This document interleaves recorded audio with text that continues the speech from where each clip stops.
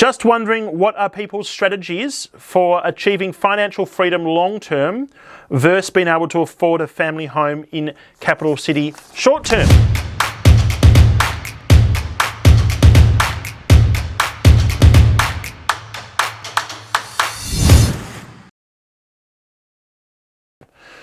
All right, they don't need to be at the expense of each other. So let's talk about, do we buy a family home now in the shorter term, or do we build a portfolio for financial freedom and then potentially come back and buy our principal place of residence later? So Anna and I, we did, as I mentioned, it was our 6th property did we actually purchase our first property to live in. We built a portfolio that was really strong returning portfolio before we actually went back and bought a principal place of residence. We actually have another point there is 2 different strategies. Principal place of residence, you don't have the same tax advantages, okay? Your interest repayments are not tax deductions. So therefore we want to maximize tax deductible debt in investment portfolio and potentially minimize non-tax deductible debt in a owner-occupier property.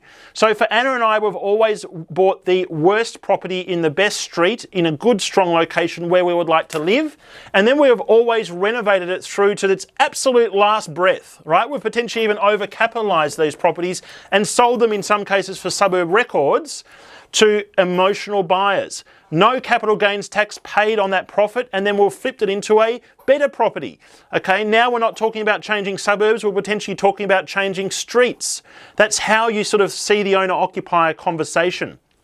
Obviously, principal place of residences, you don't have the income involved, so they are serviceability killers.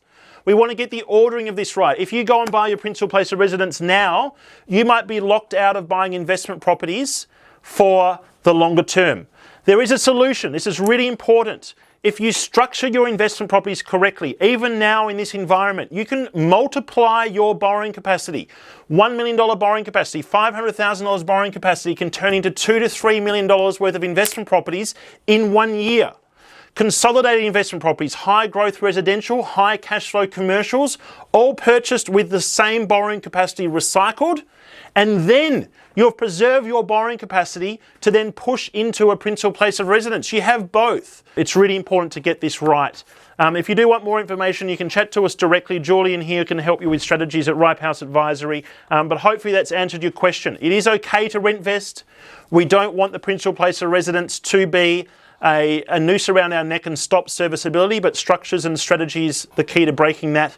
But then a principal place of residence is its own beast. You have a very different strategy involved with purchasing and flipping and upgrading principal place of residences.